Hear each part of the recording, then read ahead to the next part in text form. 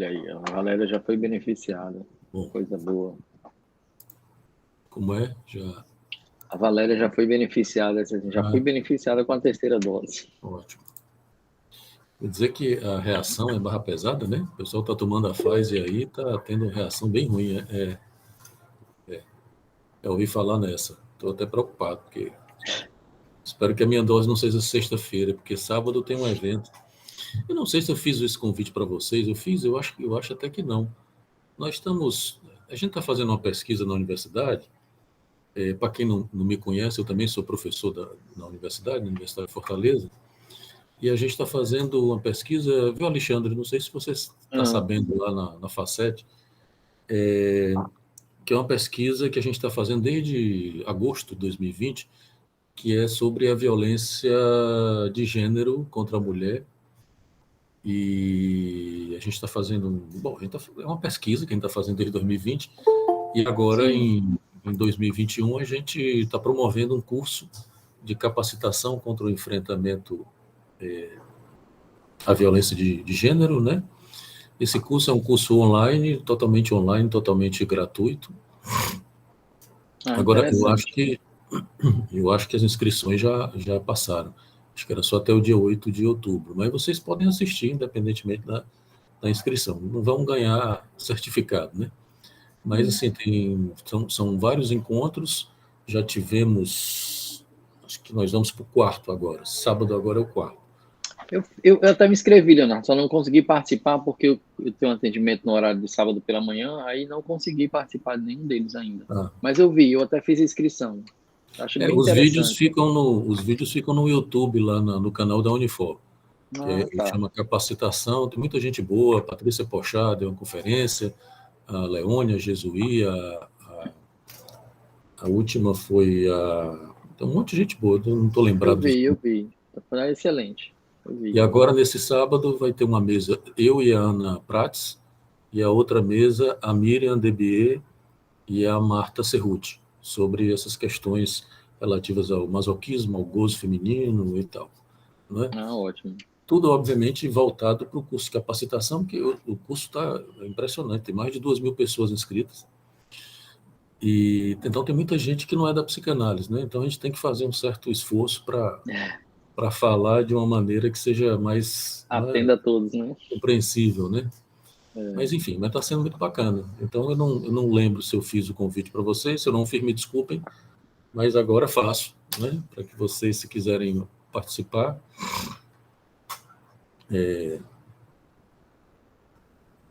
no YouTube, no canal da Unifor, esse sábado agora vai ter, tá? Basta você entrar no YouTube, no canal da Unifor, que é transmitido por lá, tá bem?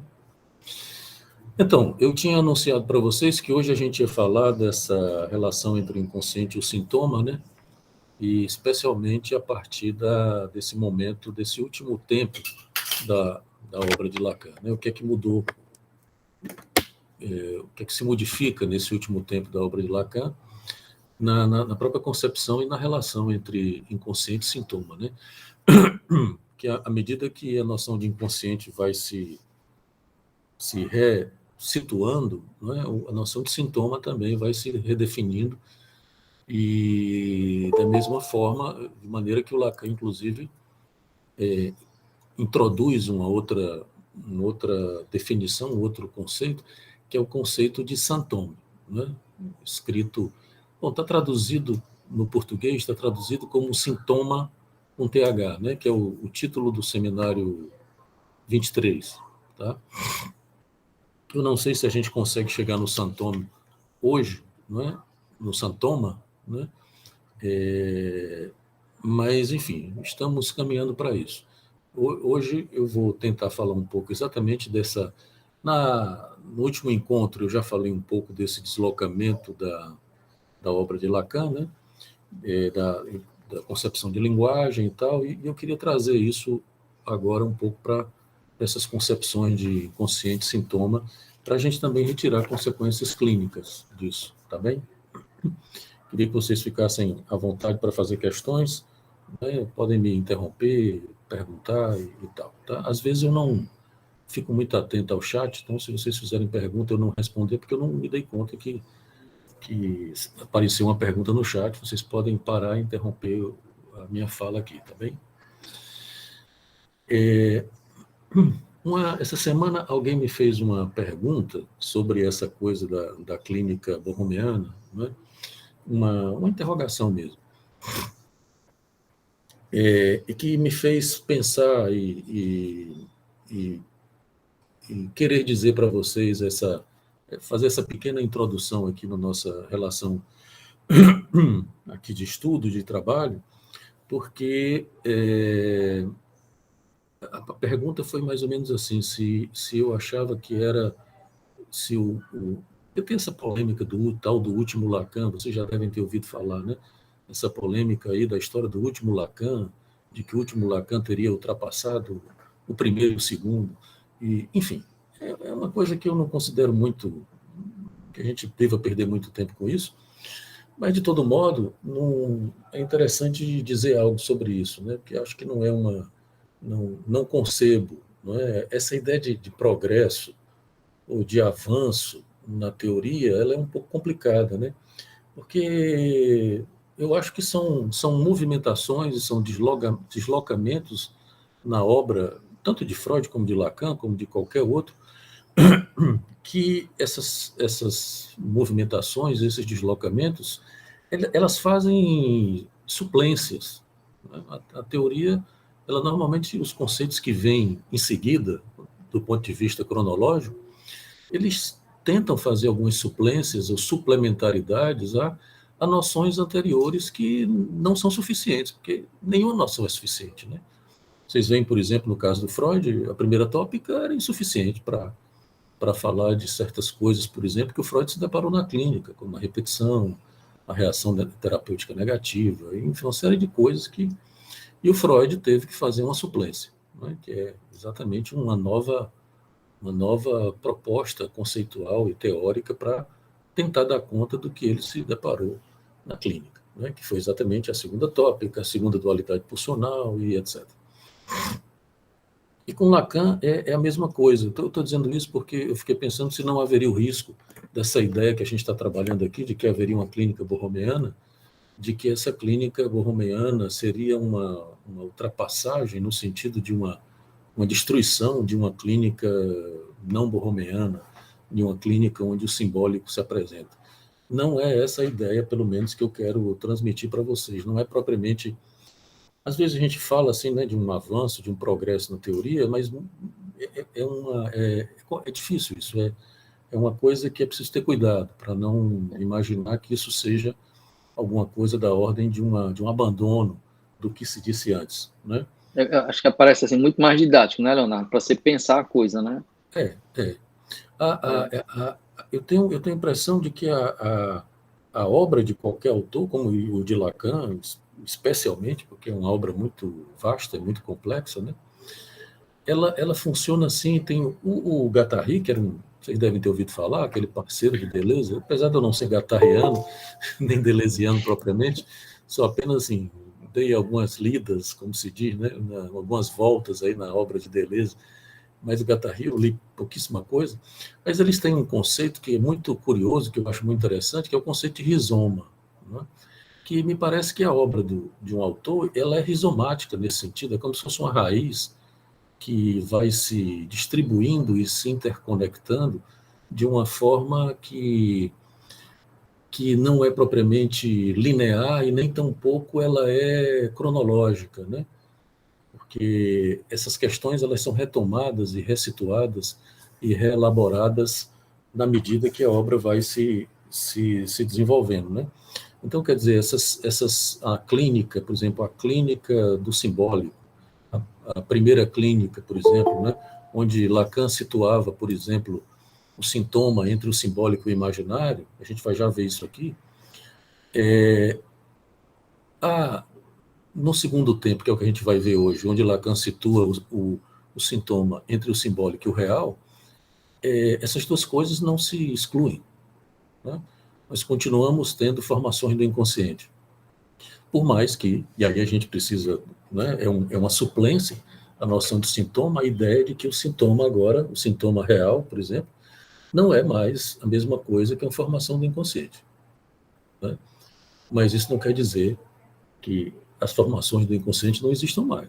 É uma bobagem dizer isso, né? É só dar um exemplo para um certo andamento da nossa conversa aqui, para que fique claro que não tem nenhuma ideia de um progresso. Tem palavras piores do que progresso, né?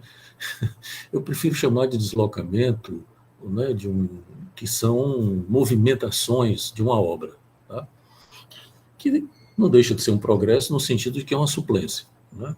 E essa ideia de suplência ela é muito importante numa clínica borromeana, né?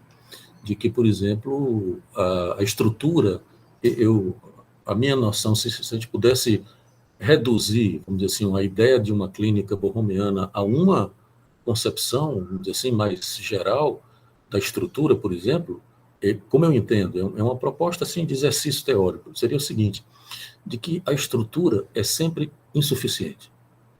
Eu acho que foi onde Lacan chegou. E como a estrutura é sempre insuficiente, o sujeito precisa estar toda hora fazendo suplência. Precisa estar sempre fazendo alguma coisa da ordem da suplência, né? O sintoma passa a ser alguma coisa, e eu estou falando do sintoma e não do sintoma, né? O sintoma é outra coisa. Estou falando do sintoma mesmo. Passa a ser algo dessa ordem, tá? Mas, enfim, era só um cuidado que a partir dessa pergunta, eu fiquei preocupado e fiquei achando importante colocar as coisas nesses termos para vocês, né? E então, vamos lá, né? Vamos voltar um pouco às noções, a esse andamento, né? Esse deslocamento da obra, e eu preciso voltar exatamente à primeira concepção, por exemplo, de inconsciente e a própria concepção de sintoma. Vou repassar, porque talvez alguns de vocês obviamente, já saibam disso, já tenham estudado isso, mas não custa nada a gente retomar para pegar o fio da meada, né? Bom, Lacan faz aquela sua primeira releitura de Freud, né? Tem outra coisa importante também, né? Essa releitura de Freud, e da mesma forma que a gente pode também fazer uma releitura de Lacan, ainda na minha introdução, né? Essas releituras, elas não são releituras religiosas. O Lacan, em nenhum momento, volta a Freud para simplesmente canonizar Freud, vamos dizer assim. Pelo contrário, o Lacan volta a Freud para fazer uma coisa diferente. É por isso que a gente tem que ter cuidado quando diz, isso aqui, a representação em Freud equivale ao significante de Lacan. Não, né? Não é a mesma obra, não é a mesma coisa. A representação e o significante não são a mesma coisa.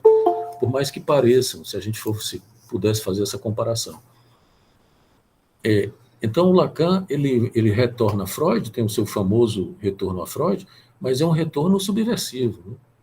Ele retorna a Freud fazendo uma coisa diferente de Freud. Mas, obviamente, que ele acompanha Freud também em uma série de questões, ele mesmo se diz freudiano, né? Apesar de que também ele diz, mais na frente, ele vai fazer a seguinte proposição, de que o analista precisa inventar a psicanálise que pratica. Então, cada um de nós, como psicanalista, é convidado, é convocado a inventar a psicanálise que pratica. Tá?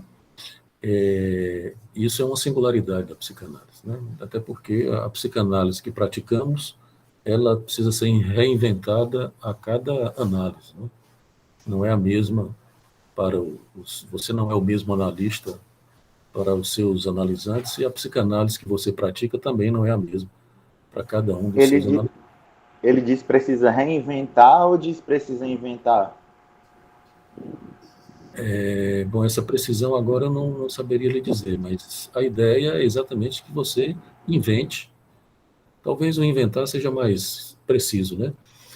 Inventar, reinventar também não deixa de ter um sentido, porque a psicanálise está inventada aí, né? Foi uma invenção freudiana.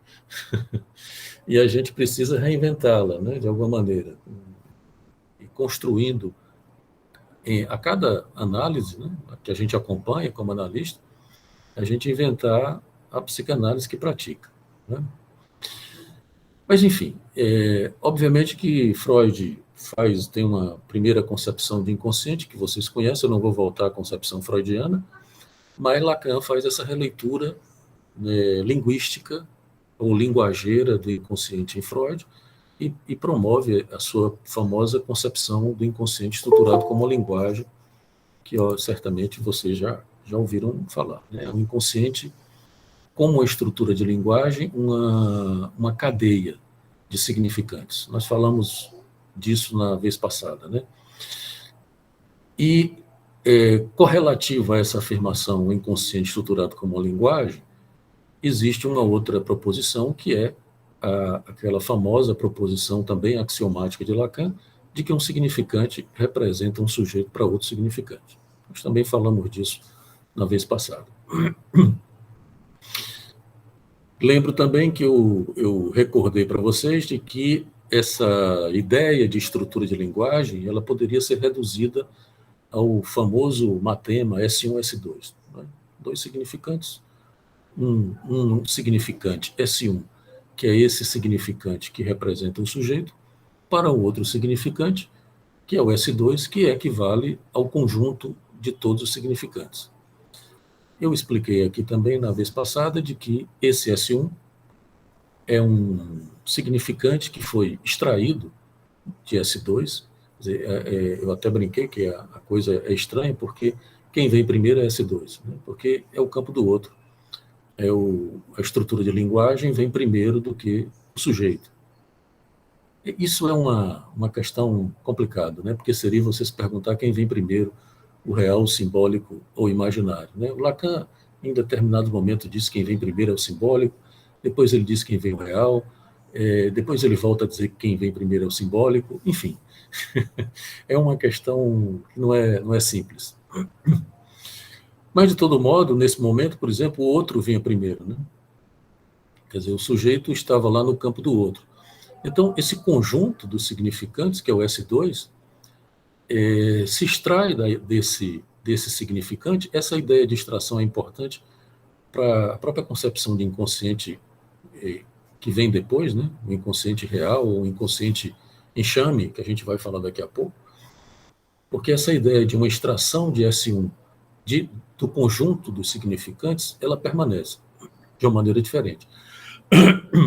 Então, esse S1 passa a ser um significante que representa o sujeito e, portanto, a singularidade do sujeito. Né? E sustentaria, vamos dizer assim, essa singularidade do sujeito. Tá?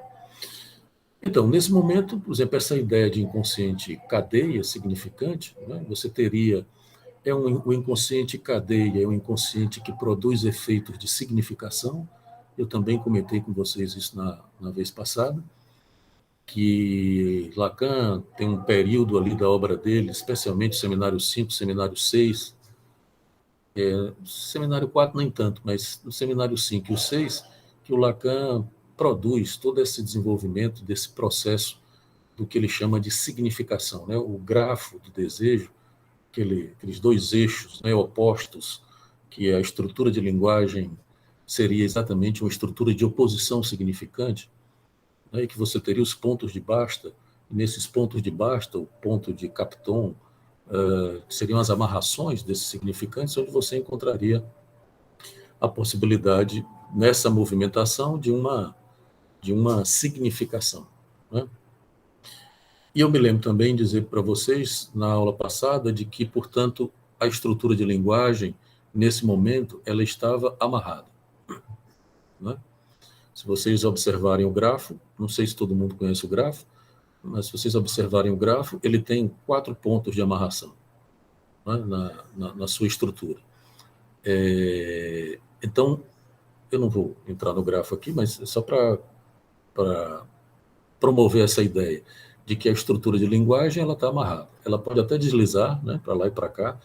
Ela era uma estrutura cuja movimentação era metafórico-metonímica. Né? Ele passa o Seminário 5 e o Seminário 6 e o texto da subversão do sujeito, que já é uma suplência também a esses seminários, desenvolvendo essa ideia do processo de significação e da movimentação metafórico-metonímica da estrutura de linguagem. Né?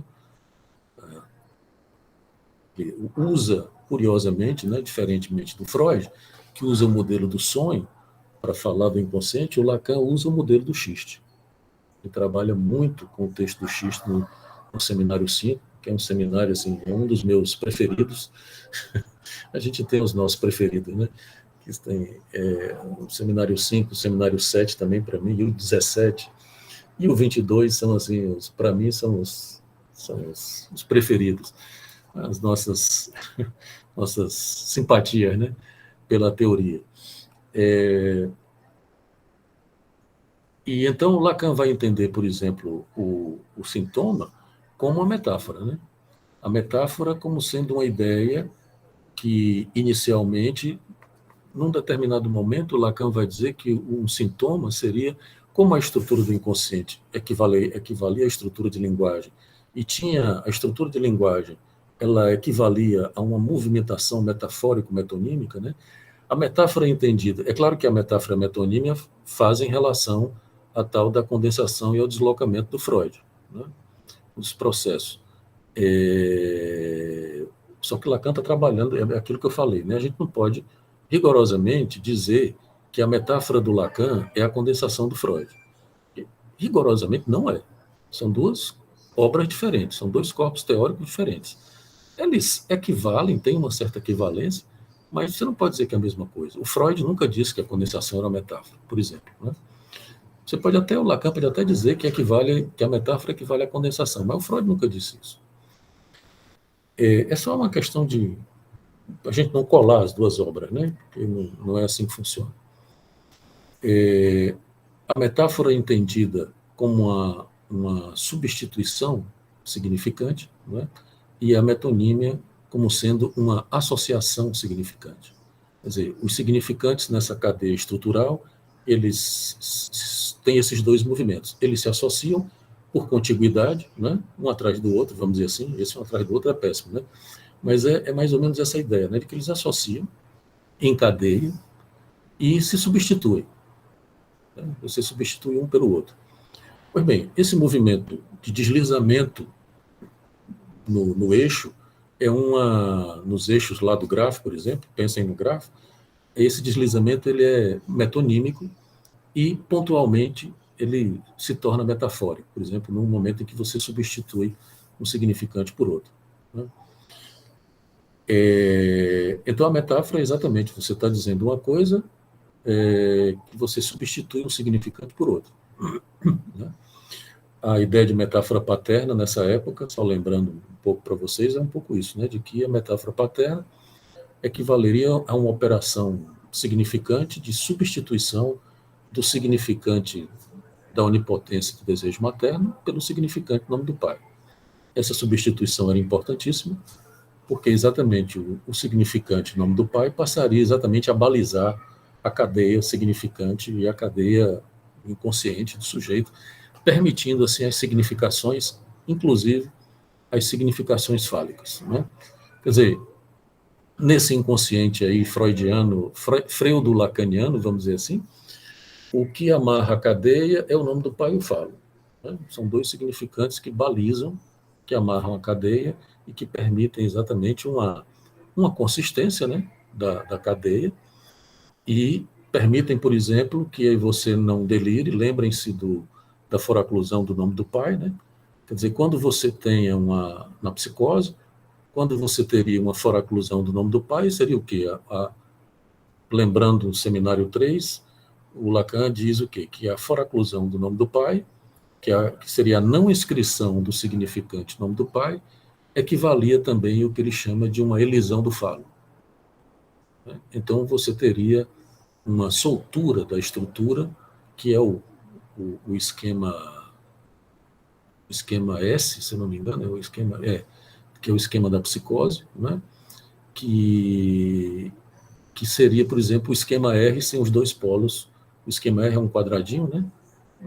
Que você tira os dois polos, ele entorta, ele se deforma. É o esquema da psicose, né? Então, isso mostra, quer dizer, a soltura da estrutura de linguagem na psicose Eu tô retomando esses conceitos iniciais porque vocês vão ver que mais na frente, quando a gente for falar do sintoma como real, ou do inconsciente como enxame, isso, isso faz uma ressonância, né? Porque, por exemplo, a ideia posterior é que o enxame ele não tem amarração, não tem consistência.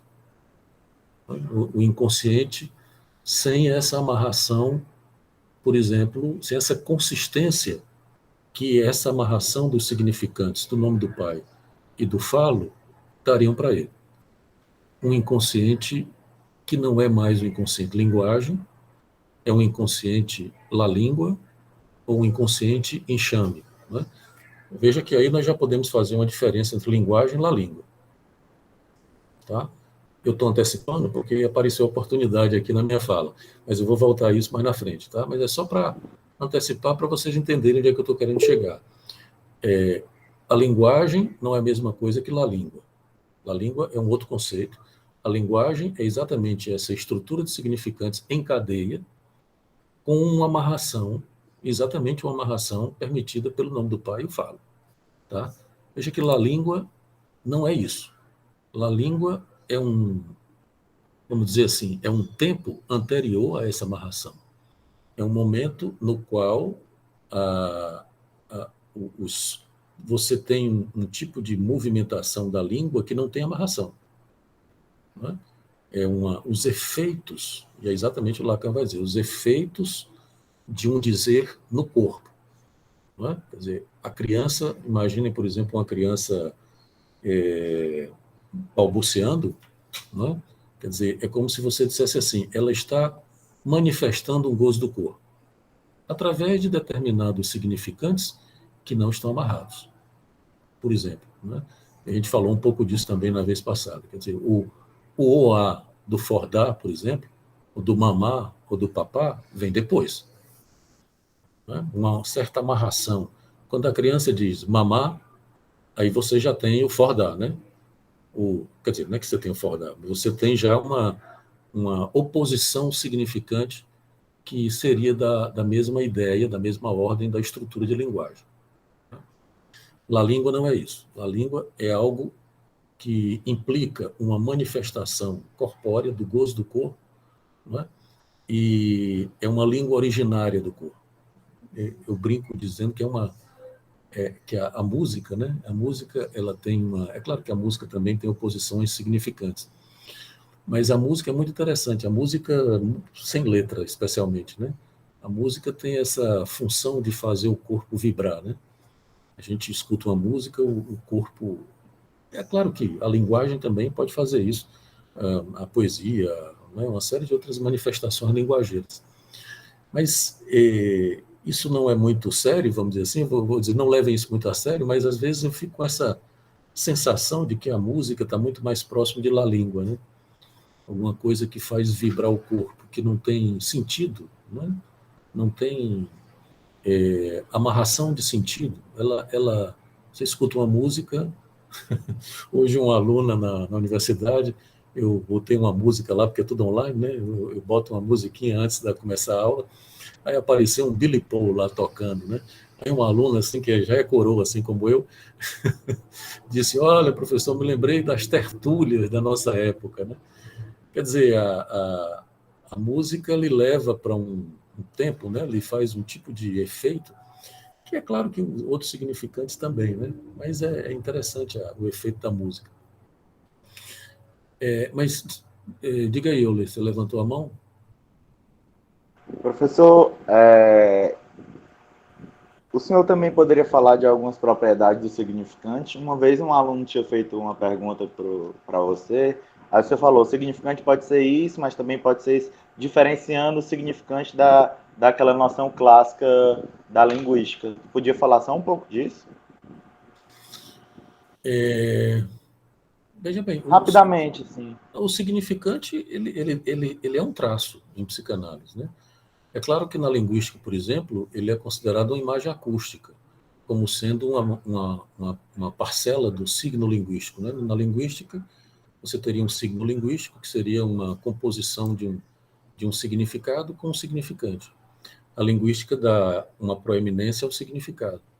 né? O famoso exemplo do Saussure, né? Você tem uma árvore, o sentido, o significado árvore, e você tem o som árvore, né, que estaria articulado a esse conceito árvore, né? O Saussure chama isso de uma imagem acústica, né? O som do significante, né?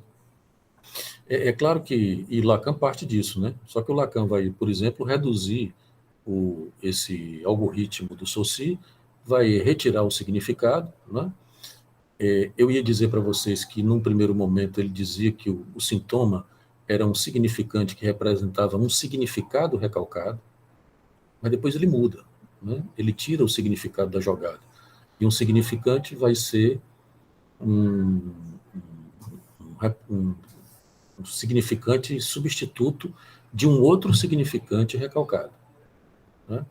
Então, no inconsciente lacaniano não tem significado, não tem sentido, né? Quer dizer, o significado da linguística, ele é um produto dessa movimentação metafórico-metonímica da estrutura de linguagem. Mas ele não está na estrutura, né? Você tem, Lacan reduziu tudo a significante, vamos dizer assim. Quer dizer, tudo é da ordem significante, daí S1 e S2 são significantes, o S maiúsculo, né? Em Lacan, o S maiúsculo é o significante, o S minúsculo é o significado. E o significado, ele é o produto de uma oposição significante, dessa movimentação, desse deslizamento da cadeia, que você tem amarrações pontuais, você tem recortes imaginários, né, que dão, por exemplo, uma amarração de sentido, porque senão a gente, imagina, se a gente ficasse deslizando, se eu estivesse falando para você que vocês estivessem a toda hora deslizando na cadeia, a gente ia ficar louco, né? Quer dizer, na análise isso é até mais possível, por mais que não seja assim propriamente que aconteça, né? Mas na análise é mais possível que você, por exemplo, possibilite um deslizamento nessa cadeia. Quer dizer, tudo que o analisante disser e tudo tem uma função significante, isso pode se deslizar numa análise, né? Aí fora da análise isso vira loucura, porque não tem como você ficar conversando, né? Você tem que ficar analisando e deslizando. Tudo que eu disser pode deslizar, claro que pode. Toda palavra, como o significante não tem nenhum significado, ele não está atrelado, né? No Saussure tem uma barrinha do signo linguístico que o Saussure considerava isso como sendo uma composição do significado com o significante. E o Lacan vai dizer que não, de que aquela barrinha é uma resistência, né? O significante resiste ao significado, porque nunca é exatamente aquilo, né? Uma palavra, qualquer palavra que vocês quiserem imaginar, ela sempre pode deslizar.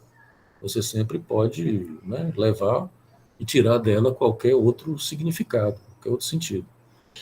Então, por mais que Lacan inicialmente tenha acompanhado o significante aí na linguística, no seminário 9, que é o seminário da identificação, por exemplo, ele dá ao significante essa função de traço, né? De um traço que, por exemplo, quando ele vai falar da identificação, ele vai, acho que eu comentei isso também em algum momento, em um momento anterior dos nossos encontros, ele vai priorizar a segunda identificação do Freud, né?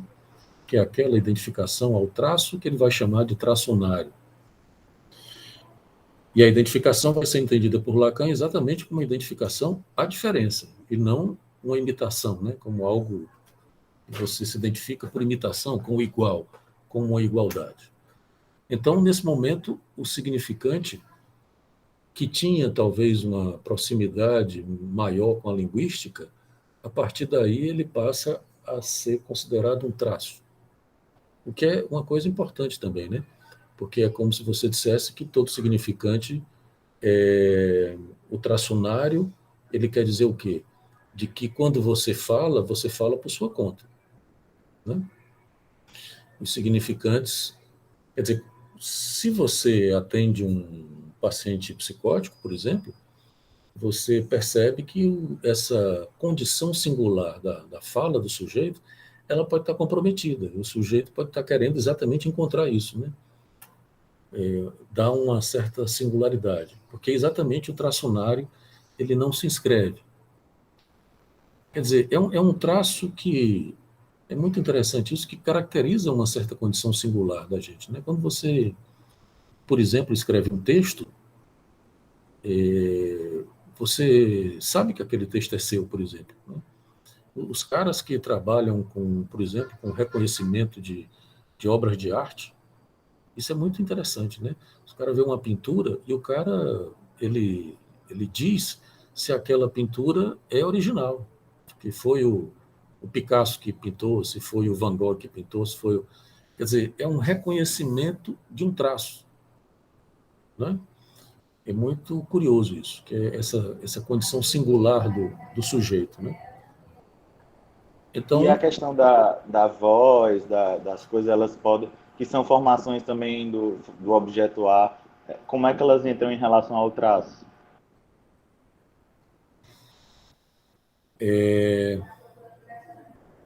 como assim? O que é que você... Porque a voz, por exemplo, ela, ela é para Lacan, é um objeto A, né? Não, eu digo assim, professor, por exemplo, quando eu ouço uma voz, certo? Ah, Eu posso falar que, essa voz me marcou, a gente fala no sentido popular, mas quando eu posso falar que aquele apelo vocal, sei lá, ficou inscrito de alguma forma, na forma de um traço, é nesse fácil, sentido. porque aí você vai ter, por exemplo, uma relação entre significante e letra. Quer dizer, a cada vez que você fala, você ao mesmo tempo está... Isso entra tanto numa certa grafia significante como numa grafia de letra. Só que a letra ela está muito mais atrelada a exatamente esse gozo do corpo. Por exemplo, algum tipo de ressonância gozosa, eu acabei de falar na música, né? De ressonância gozosa que, por exemplo, uma música produz no seu corpo, né? Faz algum tipo de grafia do gozo do corpo. Essa é uma diferença, essa distinção que Lacan faz entre significante e letra, ela é meio complicada, porque o Lacan vai e volta algumas vezes, né? Em determinado momento, ele primeiro faz uma distinção lá na instância da letra, que é um dos primeiros textos clássicos dele. Ele faz uma distinção e diz que a letra é uma materialidade do significante, por exemplo. E depois ele vai dizer que é a mesma coisa e depois vai dizer que não é. Né? Quer dizer, tem ele... Porque, assim, a obra de Lacan ela não é uma obra fechada, né? Especialmente esses últimos seminários, eles são, sim, muito experimentais, né? Os seminários, a partir do seminário 20, esses seminários eles são muito abertos, são muito experimentais. E ele deixa muita coisa em aberto também para a gente fazer, né? Para a gente trabalhar com isso. Então, mas no fim das contas, a gente pode considerar que tem uma diferença, né? Que é um pouco isso que a gente vai falar hoje, o significante como sendo essa, vamos dizer assim, essa partícula da ordem do traço, né? Que implica exatamente uma certa condição simbólica e singular do sujeito, e a letra como sendo isso que faz essa grafia do gozo do corpo, né? Quer dizer, a cada vez que você fala, você manipula e produz significantes e letras. Né? Quer dizer, é algo que se compõe para o sujeito exatamente porque você sempre fala RSI. Né? A fala não é uma produção unicamente simbólica. Né? Você não fala... essa é a grande diferença da concepção de linguagem ou de fala como sendo uma capacidade cognitiva. Né? A ideia dos cognitivistas de que a linguagem é uma coisa, uma capacidade transcendental no sentido kantiano, no sentido piagetiano, é alguma coisa, né, que não tem corpo, por exemplo. Né? Tem toda uma discussão, inclusive, com a inteligência artificial, né, se a inteligência artificial vai conseguir produzir um sujeito a partir dessa ideia de que a linguagem é transcendental. Aí entra um complicador, que é o corpo. Né? Quer dizer, para ser sujeito, você precisa ter corpo. Para ser um parletre, como diz Lacan, que é um falacê, você precisa ter corpo, precisa ser RSI. Aí é complicada a inteligência artificial conseguir fazer isso. Mas, enfim, eu não, eu não sou futurólogo. Foi mal, foi uma enxurrada de perguntas, é porque essa questão do significante e da letra juntos eu acho muito interessante, assim. como você é marcado de uma forma, no sentido de um gozo e ao mesmo tempo de um traço. Né? Obrigado, foi bem respondido, obrigado. Exatamente. Bom, então, o sintoma, só para arrematar essa introdução aqui do sintoma, que também era para Lacan e para Freud, né, como uma formação do inconsciente, vocês conhecem essa história. O sintoma, ele estava dentro dessa série de fenômenos que o Freud já tinha situado como formações do inconsciente. Né? Formações exatamente produzidas por esse efeito metafórico, metonímico, dessas movimentações da estrutura de linguagem. Né? E, portanto, um sintoma seria um retorno do recalcado. Seria um significante que substitutivo, o termo que Freud chama é esse, né? Freud chama de formações substitutivas, de um significante de um outro significante recalcado. Né? Essa é a ideia inicial de sintoma. Né? Por exemplo, uma outra questão, só para arrematar essa ideia de inconsciente, que depois também vai voltar, e é interessante porque tem uma questão clínica fundamental, qual é? É que na ideia de inconsciente, cadeia significante, por exemplo, havia uma relação entre o saber inconsciente e a verdade. Né? Quer dizer, haveria a possibilidade, essa relação S1, S2, é como se você tivesse que supor que haveria, na lógica desse inconsciente, uma verdade do sujeito.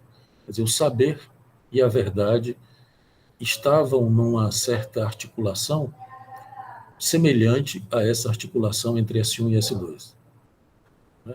Veja que isso leva a uma questão clínica importante, né? Que seria, por exemplo, você buscar uma verdade do sujeito, uma interpretação de uma certa verdade do sujeito.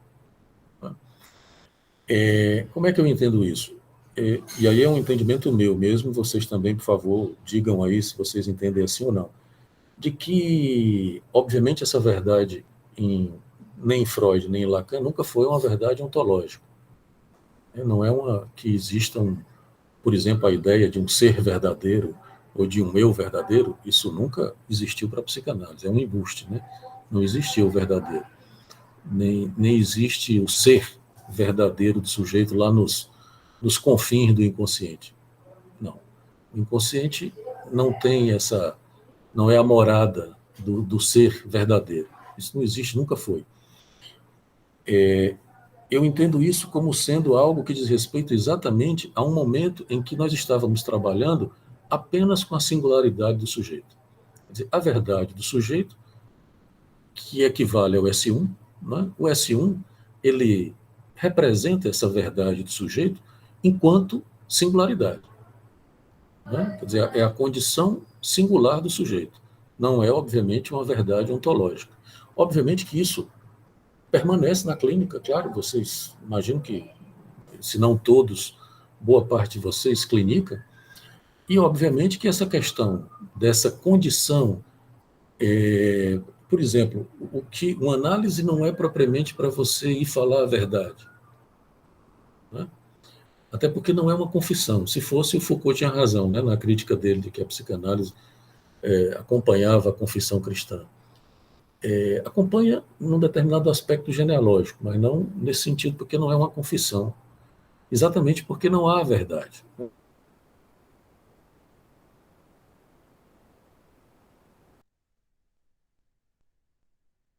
Né, da palavra plena e da palavra vazia.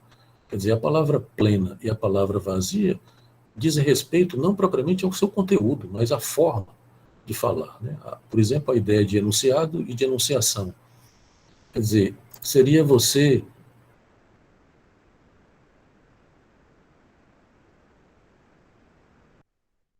sujeito, que implicaria exatamente esse traço unário, por exemplo, significante, esse S1 como um traço unário, por exemplo. Né?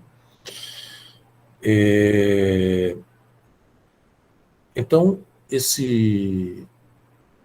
bom, é a ideia geral, eu acho que isso é importante para a gente poder entender como é que uma clínica, um certo tempo da clínica, vamos dizer assim, para não dizer primeira clínica, segunda clínica, num determinado tempo da clínica, isso funcionava, né? Quer dizer, a clínica implicava exatamente essa relação entre um saber e a verdade, né?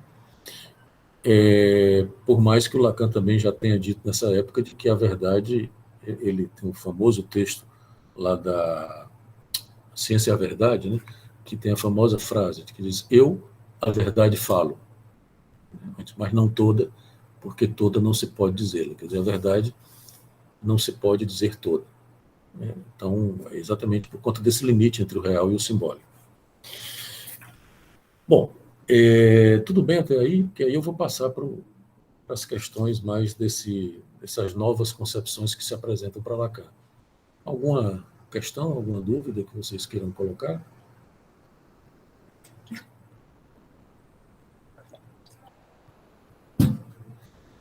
Bom,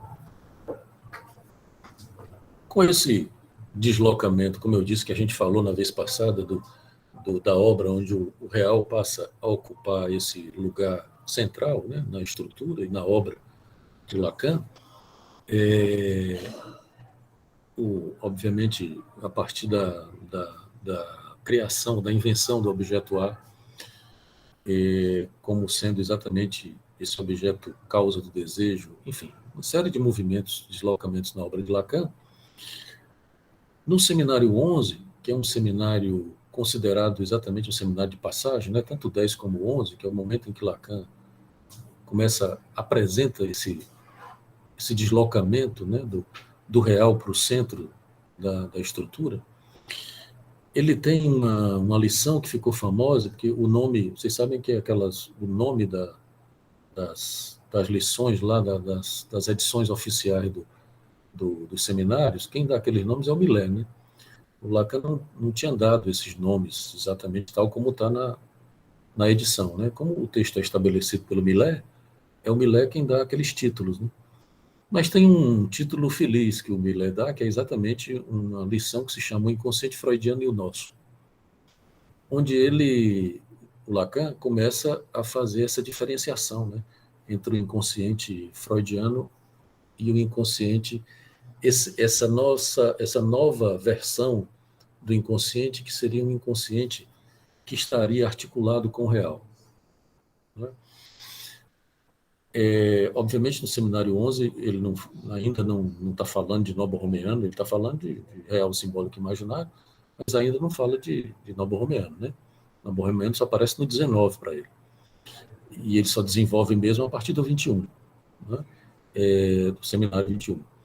Mas, se vocês lerem essa lição, recomendo que leiam, é uma lição muito interessante, em que o Lacan, ele diz assim, aquelas perguntas do Lacan, né? O Lacan ele brincava, acho que ele só podia ser brincadeira dele, né? Ele achava que as pessoas que assistiam o seminário dele eram tão geniais quanto ele, né? E aí ele fazia essas perguntas que ficava todo mundo, porra, Lacan, mas não é assim, né?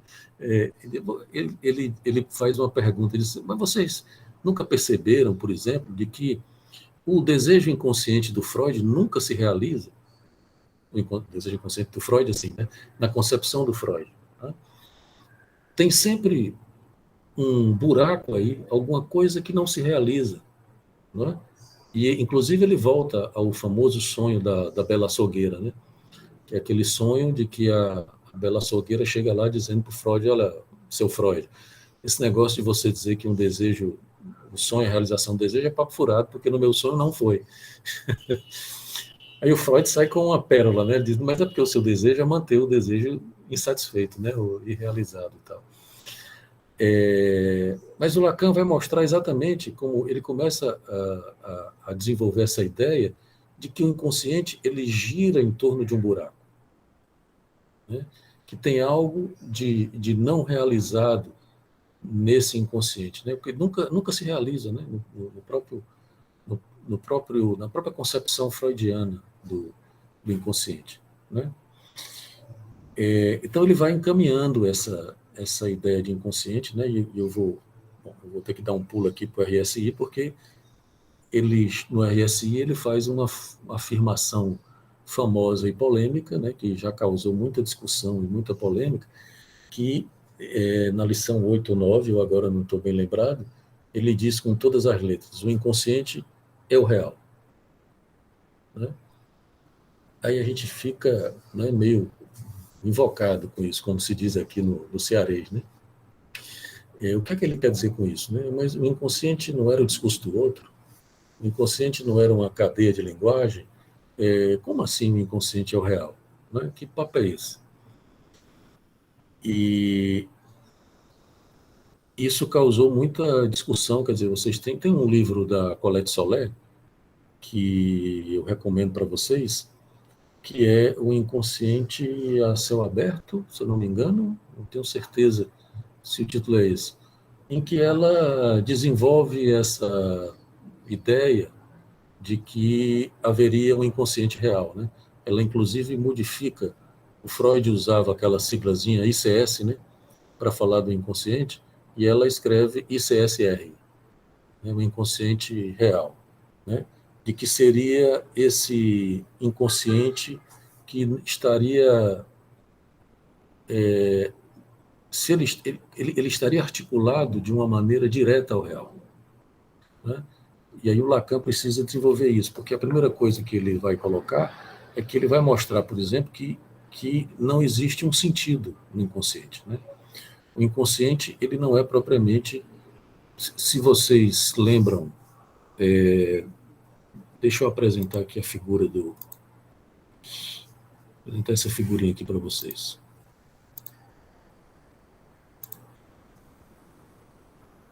Eu não estou vendo a figura, se é essa. Deixa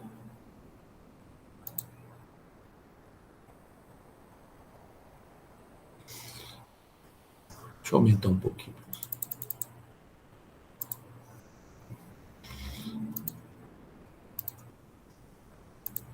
Tudo bem? Está dando para ver bem aí? Eu já apresentei para vocês essa figura, mas não custa nada a gente voltar para ela, porque ela é muito importante, a figura que o Lacan apresenta, produz no RSI, né?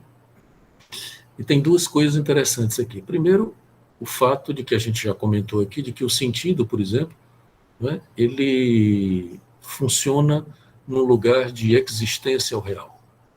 É como se você dissesse, lembrando para vocês que a ideia de existência e a ideia de consistência, nesse momento, no desenvolvimento que o Lacan faz do nó, elas estão, na verdade, as três propriedades das dimensões, né? A existência, a consistência e o buraco. A existência é uma propriedade do real, a consistência é uma propriedade do imaginário e o buraco é uma propriedade do simbólico. Tá? São essas três propriedades que são importantes, que elas estão articuladas. Aqui, nós já falamos disso, quer dizer, o sentido, e outra coisa, o que existe a uma dimensão é exatamente aquilo que vai dar consistência. Não é? Quer dizer, é exatamente, nós falamos disso num determinado momento, numa aula anterior, que eu dizia isso para vocês, de como é esse lugar, esse espaço, esse buraco que existe a uma determinada dimensão que dá a ela a sua consistência. Né? Então, por exemplo, no caso aqui, o sentido, ele dá consistência ao real. O que quer dizer que o real não tem sentido. O sentido está fora do real. E da mesma maneira que o real existe ao sentido. Né? Então, isso é importante para a gente poder começar a falar nessa ideia de não sentido. Quer dizer, o inconsciente, ele vai se apresentar aqui como sendo algo da ordem de um não sentido. Né? Alguma coisa que não está mais articulado com a ideia de cadeia significante. Né? Veja bem, o que acontece? Na aula passada eu falei para vocês desse momento da obra de Lacan em que ele separa o S1 do S2. Ele chega a uma conclusão muito importante na obra de Lacan, de que o S1, aquela equação que equivalia a estrutura de linguagem, aquele matema, né, S1, S2, que era equivalente à estrutura de linguagem, ele chega num determinado momento, especialmente no seminário 16, onde ele faz uma operação onde ele vai demonstrar, matematicamente inclusive, que o S1 não chega no S2. Ele usa o par ordenado para fazer isso e tal. Tá? Então, Lacan, o campo do simbólico, foi o que a gente falou na vez passada, que é o campo supostamente da linguagem, né? O Lacan faz uma redução do simbólico a duas coisas. Ele divide o simbólico. Ele vai, por exemplo, o S2, o que seria S2, vai ser considerado algo do campo do simbólico, algo do campo do símbolo. Né? E o S1, ele vai considerar como sintoma. Tá? Eu tinha dito para vocês também na vez passada de que a ideia de estrutura de linguagem tinha se modificado. Ela tinha deixado de ser S1, S2, né, porque ela passou a ter exatamente uma relação com o real e passou a linguagem deixou de ser uma mera o campo do outro e passou a ser um campo de grafia do gozo do corpo. É isso que, inclusive, tem relação com a letra, que era essa discussão que a gente estava fazendo há pouco. Né? Quer dizer, quando o real entra aí nessa história, o significante e a linguagem, ela também se modifica. A própria concepção de significante e linguagem se modifica. E a linguagem passa a ser aquilo que faz algum tipo de grafia do gozo do corpo. Né? A linguagem ou a língua? Não, a linguagem enquanto la língua, né? O inconsciente, inclusive, enquanto la língua. Né? Porque la língua é exatamente a função, é a dimensão real da linguagem. Né? Porque não deixa de ser um efeito de linguagem, entende? Quer dizer, la língua não é exatamente a mesma coisa que a linguagem, porque a linguagem, é claro que é como se você tivesse que dizer assim, que a linguagem, ela provém de la língua. Quando você amarra alguma coisa que já implica uma amarração desses significantes, né, soltos de la língua, então você já tem uma certa operação de linguagem. Né? Então, a cadeia de linguagem, ela passa a ser definida por Lacan, a gente falou disso na vez passada, como sendo um enxame. Ao invés de você ter S1, S2, você não tem mais uma cadeia, porque como S1 não pega S2, a gente falou disso também, né? Então você só teria uma certa condição de S1. Veja bem, isso é importante, isso é um pouco complicado, mas é importante, porque é como se você dissesse assim, o inconsciente cadeia significante, ele permanece como sendo exatamente o inconsciente simbólico. O inconsciente onde você vai ter todas essas operações metafóricos, metonímicas que a gente falou, né? Ele se mantém aqui. Deixa eu ir para a figura. Ele se mantém aqui, tá? Como essa cadeia essa ideia de inconsciente como cadeia significante e tal. Tá? Mas o que vai acontecer aqui para Lacan é o seguinte, é de que esse inconsciente aqui vai ser considerado um enxame, né? Porque você vai ter o S2 como sendo essa amarração desses significantes, mas são amarrações que são sempre fracassadas. Ela nunca é suficiente, né? São amarrações insuficientes. Na estrutura, esses significantes, esse enxame, ele tenta fazer eles são efeitos do gozo do corpo. Né?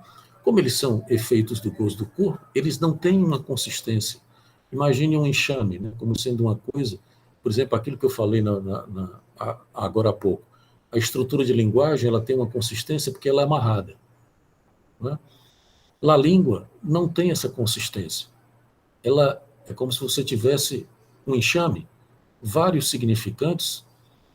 Imagine um enxame de abelha, né? Um em cima do outro. Não tem uma consistência, uma amarração. Né? E aí o Lacan vai dizer uma coisa interessante, quer dizer, você precisa extrair daqui um determinado significante para poder dar uma consistência a esse inconsciente. O significante que você extrai é exatamente o sintoma. O sintoma é como se fosse um significante, um S1, que dá consistência a esse enxame de S1. Né? É uma forma de você, é como se você pudesse imaginar assim, você dissesse, o sujeito não sabe o que é que acontece no corpo. O que é que o real do corpo que o ataca, que ele sofre, o sujeito não sabe nomear. Numa conferência, eu acho que é na Conferência de Genebra, vocês encontram essa conferência na internet, bota a Conferência de Genebra, Lacan, que vocês encontram. O Lacan volta, por exemplo, para o caso do pequeno Hans.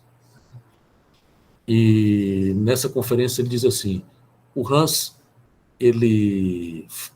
o problema do Hans é que ele se deparou com a própria ereção. Ele se deparou com o gozo do corpo. E ele não tinha condições de dar nome a isso, de nomear isso, de dizer o que era isso, que era exatamente algo do gozo do corpo. Então, o sintoma, ele vai se apresentar aqui exatamente como uma tentativa do sujeito fazer uma nominação desse real do corpo, desse real do gozo.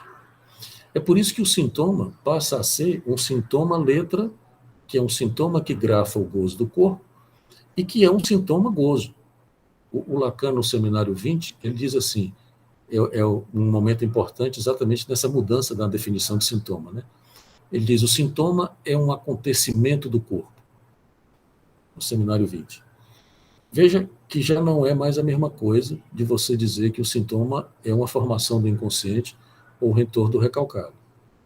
Nesse momento, o sintoma estava ali, entre o simbólico e o imaginário. Agora, o sintoma é alguma coisa que se situa entre o real e o simbólico. Vejam que aqui na figura, né? Essa figura aqui, eu já mostrei, já disse isso para vocês, que essas invasões de uma dimensão sobre a outra, do simbólico no real, do real no imaginário e do imaginário no simbólico, elas podem ser entendidas também como sendo uma abertura das retas. Né? Então, é como se Lacan tivesse a modificação que ele faz no inconsciente, é como se é a mesma modificação que ele faz no simbólico. É como se ele tivesse aberto. Se em algum momento o simbólico ele era amarrado e fechado, por exemplo, pelos significantes falo e nome do pai, nesse momento o Lacan está dizendo assim, olha, não tem mais S1, S2, não tem mais amarração. O inconsciente e o simbólico, eles são abertos. Se você abrir essa reta, ela vai ao infinito. Né? Então, quando você abre a reta, você tem, ao mesmo tempo, a entrada, né, do simbólico no real, que é exatamente o que Lacan chama de sintoma, e você tem, por exemplo, a ideia de que você tem o simbólico, ele não tem consistência. Ele é um enxame, ele está aberto. Veja que isso é muito interessante, só um minuto, eu vi que você levantou a mão. Isso é muito interessante. Não, tranquilo. Porque é como se o Bossuet, que é um autor, eu não sei se ele é francês, mas ele escreve em francês. É muito bom. Ele não tem, eu disse para vocês na primeira aula que ele não tem muitos livros em português. O Bossuet diz assim, olha, esse inconsciente amarrado pelo falo e pelo nome do pai é um inconsciente que a gente pode situar, por exemplo, no lado masculino dos matemas da sexuação. Né? Esse que é o inconsciente cadeia. Esse inconsciente enxame, que é esse inconsciente aberto ao infinito, por exemplo, é um inconsciente que você pode situar no campo do feminino, né? Isso é muito curioso, porque é como se a gente tivesse se deparando com o fato de que Lacan, por exemplo, desde o seminário 20, desde antes do seminário 20, né? Mas desde o seminário 20, que o Lacan está mostrando, por exemplo, que existe um determinado tipo de gozo que ultrapassa a cadeia simbólica, né? A cadeia significante, que não está situado no campo da linguagem. Então, por exemplo, o fato de você ter uma abertura do simbólico e um enxame mostra, por exemplo, de como a estrutura de linguagem ela pode ter uma amarração fálica, mas ela está sempre aberta. O feminino exatamente implica essa abertura da estrutura simbólica, né? Quer dizer, que vai ao infinito. Quer dizer, não tem amarração, não tem né? Não tem um que amarre, por exemplo, né? Como não tem a exceção do lado feminino, por exemplo, lá no tema da sexuação, então isso fica em aberto. Mas diga aí, Euler, que depois eu retomo o que é que... Eu ia falar, quando você falou da abertura do simbólico, ficou mais claro para mim. Porque eu ia falar que esse era o problema, né? De falar de um inconsciente real, que eu acho uma ideia muito interessante, mas que o problema é que é justamente no nó, o simbólico que dá consistência ao real. Então é como se você tivesse que ficar produzindo o inconsciente todo o tempo, a cada sessão, por exemplo. Então, como é que eu posso dizer? Me lembra muito aquela coisa que o Lacan falou no Seminário 11. O inconsciente é alguma coisa de não realizado. Eu acho fantástico, né? Porque ele não fala que está dentro, não está recalcado, nem está fora. Ele fala não realizado. E fica complicado. Como é que a gente sai desse impasse aí? Porque o sentido está todo o tempo dando consistência ao real. Então, como é que eu vou produzir o real se o sentido não está lá, né, por fora, dando consistência, existindo ao real?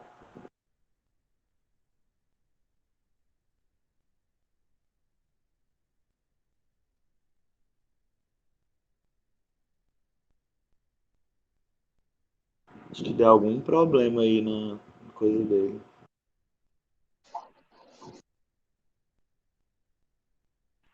Eu acho que travou aqui.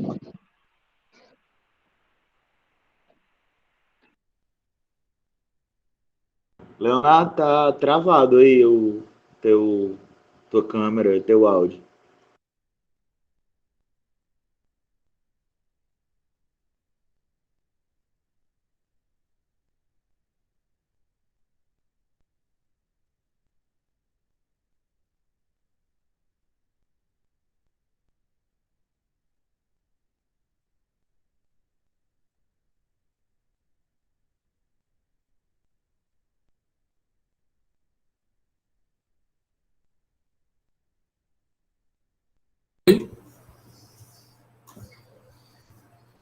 Pronto, Leonardo, voltou, tu tava travado.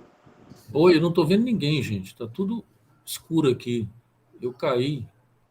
Estão me ouvindo? Pronto, agora Estamos. voltou. Sim, sim. Oi. É porque Travou tinha travado. totalmente naquela hora. Não, eu perdi a conexão, não sei o que é que houve aqui, caí. Mas enfim, diga aí, eu não. Você estava falando e. Ah, era uma pergunta bem simples, eu acho, de se responder, mas que eu fiquei pensando quando eu olhei para o nó, quando tu falou de esticar a reta do simbólico, eu meio que foi respondida, sabe? Mas eu fico pensando assim, né? Nessa noção de inconsciente real, que eu acho interessante, mas como pensar isso, né? Se quem dá consistência ao real é o simbólico, né? É como se a cada sessão a gente tivesse que produzir o inconsciente, né? No sentido de que o simbólico dá consistência ao real. Como é que fica essa história? Me lembra muito aquela coisa do seminário 11, né? Do Lacan dito do inconsciente é algo de não realizado, né? Ou seja, enfim. Mas esse inconsciente real que a Colette Solé fala, ele antecede, não é? É algo que, como o Leonardo disse, é algo que está atrelado à língua, né? O que antecede a existência desse inconsciente, né? Aí é que tá, eu entendo isso, mas como é que a gente localizaria o inconsciente dela no nó? Porque porque como a cadeia é borromeana, a gente teria que afirmar categoricamente que o real veio antes de tudo. Bom, Lacan até chega a afirmar isso, né, em determinado momento, mas, enfim, é aquela confusão que eu já falei para vocês, né? Depois ele volta atrás, diz uma coisa, diz uma outra, porque depende do ângulo, vamos dizer assim, né? Mas veja bem, o sintoma, porque veja que o sintoma ele vai passar a ser definido por Lacan como uma nominação do real. Vejam aqui na figura, né? Deixa eu ir para a figura aqui, porque vocês ficam vendo minha setinha. Vocês estão vendo minha setinha, né? Estão vendo aí, gente? Porque eu não estou vendo mais vocês. Quando eu venho para a figura, eu saio da sala. Estamos sim, dá para ver. Beleza. Então, veja só, se você considera a lógica da existência, por exemplo, você teria que supor que o sintoma ele existe ao inconsciente, se você considera esse desenho aqui, né? Tá vendo? É uma zona, o sintoma ele vai se apresentar como uma zona de existência ao inconsciente. Consequentemente, você teria que dizer que é o sintoma que dá consistência ao inconsciente, né? Veja que isso é muito importante porque esse sintoma aqui, ele não é mais o sintoma formação do inconsciente. Não é mais o sintoma metáfora. Não é mais o sintoma um significante que substitui outro significante. Não. É um significante S1 que grafa o gozo real do corpo do sujeito. Acho que quando eu caí eu estava falando do Hans, não era? Ou não? Era exatamente o Lacan dizendo isso, de como o sintoma do Hans foi a nominação que o Hans conseguiu dar à própria ereção. Quer dizer, aquela ereção do cavalo, o pênis do cavalo e aquela história toda, a forma foi um significante que o Hans extraiu do enxame, o enxame do seu corpo, porque o Lacan diz assim, né, o corpo do l'homme, o l'homme, ele brinca, ele chama de lamela, o l'homme é uma referência ao homem, né, o l'homme, e ao mesmo tempo ao loma, que é o L-O-M, que é como se fosse uma lamela, o corpo fosse o corpo substância gozante, como ele chama, né? O corpo como uma substância gozante, ele é um corpo enxame. Então, você precisa dar alguma consistência a isso. Quer dizer, quando o corpo substância gozante do Hans se apresenta para ele tem um horror, ele fica traumatizado com aquilo, que é exatamente o que Lacan diz quando o Hans se traumatiza diante da própria ereção. Ele precisa, então, dar um nome para isso.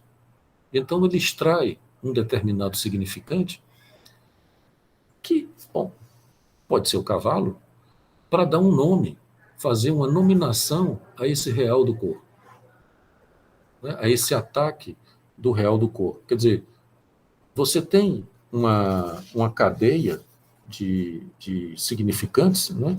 O sintoma é um S1 que nomina o real do corpo e grafa o gozo do corpo. Você tem um nome que o sujeito dá, é o nome possível que o sujeito dá ao que se passa no seu corpo.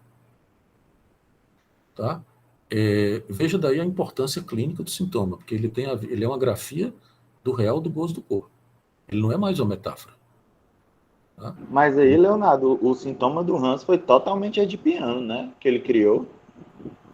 Aí a gente estaria no âmbito fálico, né? Ele não foi um sintoma letra do gozo. Não, aí é que está o problema, é que exatamente o sintoma, ele precisa ser um sintoma-letra. Inevitavelmente, ele é um sintoma-letra. Por mais que, obviamente, porque veja bem, um sintoma-letra, ele não tem nenhum sentido. Ele, inclusive, nem pede uma interpretação. O Lacan, no seminário 20, por exemplo, ele vai fazer uma diferença entre o sintoma e o acting out, por exemplo. Né? Ele vai dizer que o acting out pede uma interpretação e o sintoma não. A questão qual é? É que o sintoma ele vai ser interpretável na medida que o sujeito leva para a análise. Na medida que ele apresenta esse sintoma real, e isso convoca o sujeito a produzir determinados significantes, determinadas metaforizações, ou até mesmo sentidos sobre esse sintoma. Não é? O problema qual é? E o Lacan vai dizer isso, é que esse sintoma, ele implica um núcleo de não sentido. Veja que já não tem mais nada a ver com a metáfora. Não é uma operação simbólica de metaforização. Né? A interpretação, ela funciona numa lógica da cadeia, do inconsciente, cadeia significante. O que o Lacan vai dizer agora, por exemplo, é que esse inconsciente sintoma, ou melhor, esse sintoma que faz referência a esse inconsciente enxame, o tipo de interpretação, de intervenção que o analista faz, não é mais propriamente da ordem de uma interpretação, mas ele chama de uma equivocação, que é uma equivocação de la língua. E o Lacan diz isso, o analista tem que levar em conta o sonoro de la língua, né? Que é o efeito sonoro de la língua na própria intervenção que ele faz. Né? Na vez passada, eu lembrei para vocês esses títulos que Lacan usa no seu seminário, né? De como ele brinca com essa equivocação da língua, de la língua, né? O Lancy, o Lenon de Père, né? Como o nome do pai, o próprio Ancor, enfim, que é o Lancy e esses títulos todos, eles são como que ilustrações meio que joycianas, vamos dizer assim, porque o Lacan pega emprestado isso do Joyce, né? Não é que ele pega emprestado do Joyce, mas ele meio que acompanha o Joyce nisso. Né? Quer dizer, são formas de intervenção que não são mais propriamente da ordem de uma interpretação. Né? É o sonoro, esse sonoro que tem a ver exatamente com esse efeito do dizer no corpo. Né? Lacan diz assim, o eco do dizer no corpo. Então, já não é... Porque veja que, por exemplo, o sintoma agora, ele já não é propriamente... Porque lembrem-se que o sintoma ele tem uma função de insurreição. Né? O sintoma, o Lacan vai dizer isso também, que em um determinado momento, ele brinca dizendo que foi o Marx que inventou o sintoma, né? O Marx como sendo aquilo que mostrou que definiu o sintoma como aquilo que não anda bem. Então, o sintoma está sempre mostrando que tem uma coisa que não anda bem. E veja que isso tem um caráter de insurreição do sujeito. O sintoma, ele tem é como se fosse uma bandeira de insurreição do sujeito. Por exemplo, ele vai dizer que a relação entre o sintoma e o saber, por exemplo, né, que ele vai fazer esse elogio a Marx, dizendo que o Marx foi quem criou o sintoma, porque se queria, por exemplo, os hegelianos queriam reduzir todas as problemáticas ao saber absoluto, né, que tudo poderia ser explicado numa lógica do saber absoluto. E que o Marx teria chegado e dito, olha, não é assim, porque tem uma coisa aqui que não funciona. Vocês não vão resolver essa parada através de uma redução de todas as problemáticas, por exemplo, do sujeito, a um saber absoluto. Porque tem um real aqui da luta de classe, tem uma exploração, tem algo aqui que é da dimensão real, que faz que essas coisas não funcionem bem. É parecido com a ideia, com a lógica neoliberal hoje em dia, por exemplo, que quer que as coisas funcionem, né? Quer dizer, a história do vai dar certo, né? Do coaching, por exemplo, essa história de que vamos reduzir tudo a um planejamento, a um saber possível e tal. O sintoma não deixa. Né? O sintoma está sempre mostrando que tem algo que não anda bem, tem algo da dimensão real que não é possível ser reduzido ao saber absoluto. Né? Então, isso tem uma função de insurreição, né? Tem uma função de manutenção, inclusive, dessa dimensão singular do sujeito. Né?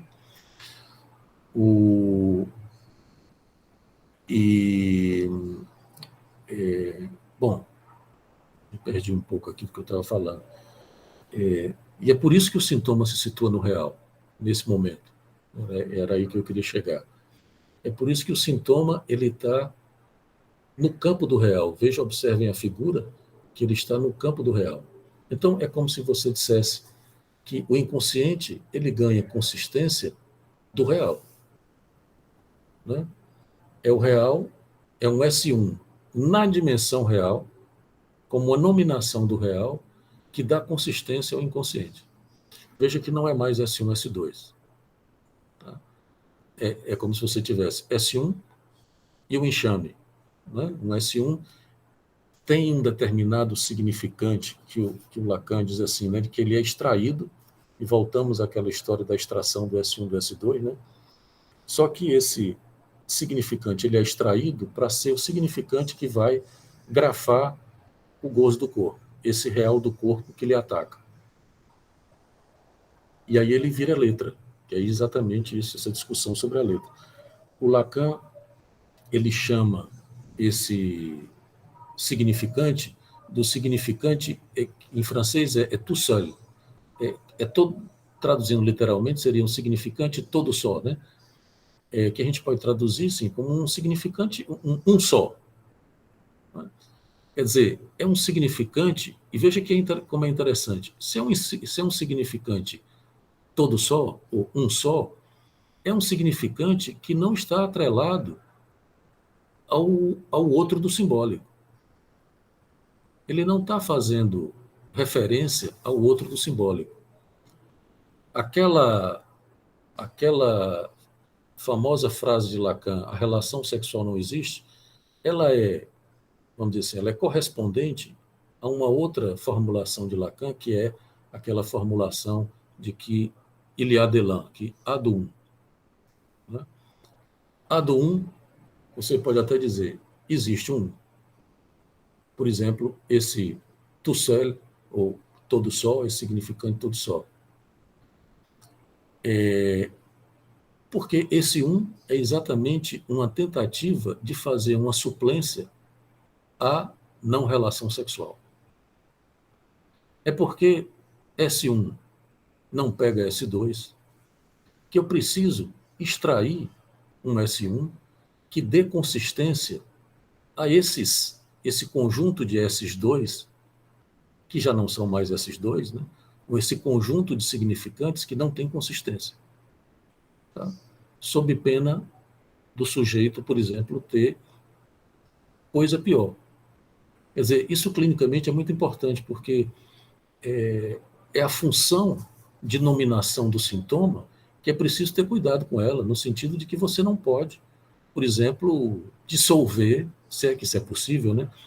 Mas, por exemplo, essa ideia de você acabar com o sintoma do sujeito, o que não funciona normalmente, né? Porque o sujeito faz outro, mas se por acaso o sujeito for pressionado vamos dizer assim, a dissolver o seu sintoma por algum motivo, se isso for possível em alguma situação, o que vem é muito pior. Veja que a nominação, que não é a mesma coisa que nomeação, né? A nominação que a gente faz do que nós sofremos com relação a esse gozo do corpo real, ela é importantíssima, é uma grafia do gozo do corpo que permite o sujeito dar alguma consistência ao que se passa com ele. Então, o sintoma, esse um só, ele tem essa função de dar alguma consistência ao que se passa com o gozo do corpo. Obviamente que, a partir daí, e aí volta uma questão que o Euler colocou, por exemplo, a partir daí, você pode, por exemplo, fazer as movimentações de sentido várias. Não é? Quer dizer, nós estamos sempre, por exemplo, tentando dar um sentido ao que se passa, o próprio sujeito faz isso, né? Na análise, por exemplo, tentando dar sentido a isso que se passa no real com ele, no corpo real, inclusive. Né? O Lacan, inclusive, vai chamar isso de jouissance. Né? Ele faz uma brincadeira homofônica, porque jouissance em francês é gozo, né? E ele brinca em jouir, sans no sentido do sentido, gozar do sentido. E veja que a intervenção do analista não é uma intervenção de sentido. É claro que você não se livra do sentido na prática clínica, por exemplo. Você continua, né, trabalhando com o sentido. Mas, mais do que aí tem uma questão, né? Quer dizer, muitas vezes o sujeito ele fica numa condição querendo dar sentido, e dar sentido, e dar sentido, e dar sentido, e encontrar um sentido e tal.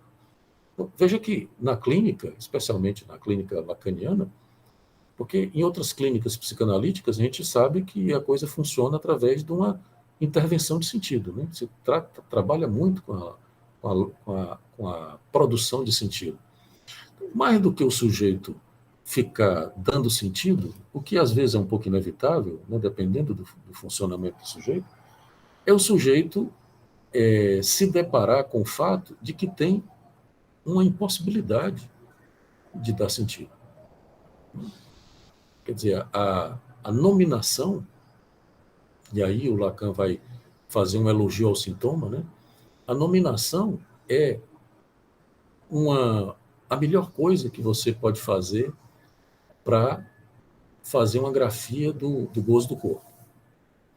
Né? A forma como você nomina isso implica uma certa invenção do sujeito. Veja que tem uma questão que não vai dar para a gente conversar hoje, mas na próxima vez a gente pode falar. O Lacan, no seminário 24, que é exatamente o Lancy, ele vai propor que no fim da análise o sujeito se identifique com o seu sintoma. Né? Ele diz assim, o sujeito não se identifica nem com o ideal, nem com o analista. O sujeito se identifica com o seu sintoma. Quer dizer, o que há de real no sintoma, isso é importante, e a forma como você nomina, e aí ele diz assim, você inventa um determinado significante para nominar o real. Quer dizer, é como se no sintoma você tivesse aí exatamente um resguardo de uma condição singular do sujeito. O sintoma, ele perde completamente a sua noção de patologia, por exemplo. Ele deixa de ser uma patologia e passa a ser, se é que ele foi em algum momento, né, ele passa a ser uma nominação. É uma operação importantíssima, porque, inclusive, ele faz o enodamento do real. Né? Faz, inclusive, uma suplência. Veja que, como no inconsciente você não pode... O inconsciente, ele tem uma inconsistência, né? Quer dizer, o outro tem uma inconsistência. Você extraindo um significante para dar uma nominação, ele permite alguma consistência. E esse é o problema do sintoma. Né? E esse é o problema do sintoma, porque o sujeito, exatamente, ele não quer largar o gozo que esse sintoma porta, que é um gozo real, inclusive. Né? Então, o sintoma passa a ser um sintoma gozo, né? Um sintoma letra e um sintoma gozo. Veja que já... Se hoje ficar para vocês essa ideia de que exatamente o sintoma deixa de ser uma metáfora, porque esse sintoma aqui, que está aqui, né, nessa figura, ele não é mais o sintoma formação do inconsciente. Veja que isso aqui não é uma formação do inconsciente. Esse sintoma real não é uma formação do inconsciente. É um sintoma nominação. É um sintoma que é o nome que o sujeito conseguiu dar ao que se passa com ele. E é importante que é ruim com ele, pior sem ele. Né? Daí porque, por exemplo, nós não podemos propriamente brigar com o sintoma. Tanto é que o Lacan vai fazer essa proposição interrogante, né, para todos nós, que é o sujeito se identificar com seu sintoma, no fim da análise. Quer dizer, que é se identificar exatamente com essa dimensão real do sintoma. É como se você dissesse, no fim das contas, de que o sintoma ele resguarda o sujeito, por algum motivo. Veja que isso clinicamente é muito importante. Né? É muito importante porque é uma forma do sujeito se resguardar diante do gozo do outro. É aquilo que permite que o sujeito não seja reduzido ao saber absoluto do grande outro, ou é aquilo que resiste ao gozo do outro. Né? Isso é uma operação que, na verdade, é o que uma análise precisa possibilitar um sujeito, né? Que ele não seja reduzido ou submetido ao gozo do outro, né? Que é o gozo do corpo, no fim das contas. Né? Bom, gente, já são 10h08 aqui no meu, não sei no de vocês. Né? A gente pode continuar esse papo na próxima semana, né? A gente vai fazer 2 encontros seguidos, né? Porque tivemos aí esses feriados, e na próxima vez a gente pode continuar, falar um pouco, né? Explicar melhor, imagino que algumas questões ficam aí, como sempre, né? Deixa eu parar o compartilhamento aqui. E a gente já pode também tentar começar a falar da ideia de sintoma. Tem alguém falando aí? Tá bem?